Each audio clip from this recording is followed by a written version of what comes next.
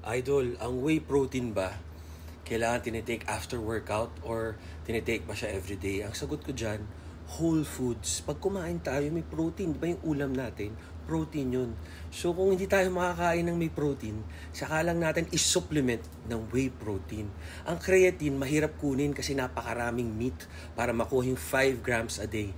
Ilan grams a day? Ang creatine, 5 grams. Hindi na siya importante kung anong oras nyo siya iti-take. Kasi once na uminom kayo ng 5 grams, nandun siya sa muscle stores, yung creatine stores. Tapos anytime na uminom kayo, marireplenish. Hanggang 5 grams lang yung kayang saturation ng buong katawan natin. Ano pa ba? Makakapaganda ba ng katawan ng body weight? Oo, kailangan mo na ng sipag at tiyaga. Ito, naririnig mo na yung sinasabi ko, maniwala ka.